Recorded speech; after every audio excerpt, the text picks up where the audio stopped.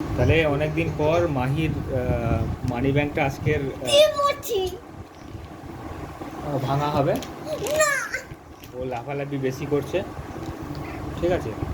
খুব excited. Excited. আমরা শুনে দিই যে আমি হচ্ছে এটাকে ভাঙো। দাও। কত আছে দেখো, সবাইকে দেখো। এটা ধরো, এইখানে রাখো। আমি জমি এসে পড়ো। ভাঙো, এখানে মারো, এইখানটা মারো। আরে না, এসো এসো, আমার হাত ধরো। ও অনেক ছোট থেকে জমাচ্ছিল, ছোট থেকে না, কত বছর হবে? 2 বছর হয়। 2 বছর। মানে নর্মালি ওকে তো সেরকমভাবে দেওয়া হয় না। এখানে সরে না না না, আজকে ওকে আমরা কখনোই কিছু সেরকম দিতে পারি না। হ্যাঁ, তো আমাদের দেওয়ার নেই যে কেউ দেবে। সত্যি তাই কি?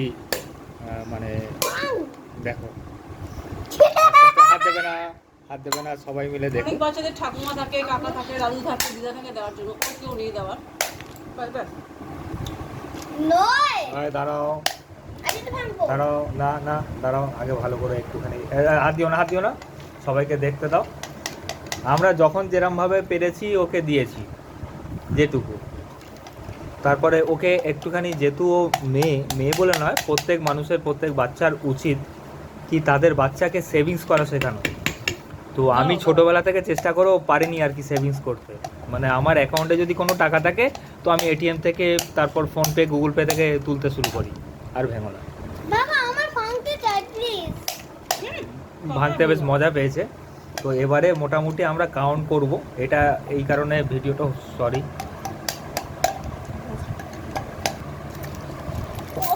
পয়সা উঠছে রে। পয়সা রাখা, পয়সা রাখা ঠিক করে। এই দেখুন গাইস কত পয়সা উঠছে। এগুলো কিন্তু ম্যাক্সিমাম মাহি পাপা দিয়েছে। না এগুলো আমি জোগাড় করেছি।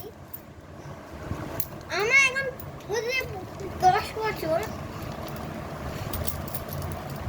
আর একটা ব্যাপার, মাহি ওর ফেসটা দেখাচ্ছে না, তার কারণ আছে, ঠিক আছে? ওর দুটো দাঁত পড়ে গেছে, সামনের দুটো দাঁত।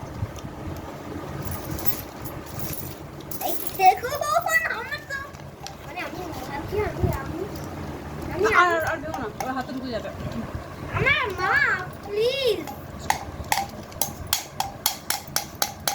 আচ্ছা, টোটাল গোনা হয়ে যাক, তারপরে কাউন্ট করে আপনাদের বলি।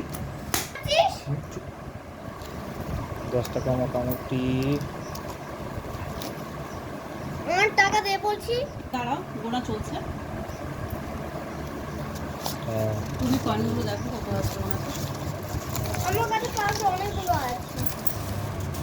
9, 10, 11, 12, 13,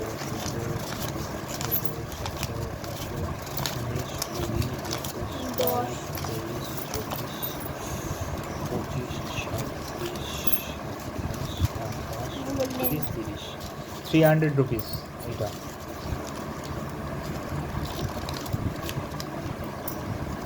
আর একটা জিনিস দেখাই, 1 রুপি নোট, 1 টাকা নোট। ছোট 5 টাকা কয়েনটা 50, মা 5 20 নিলাম।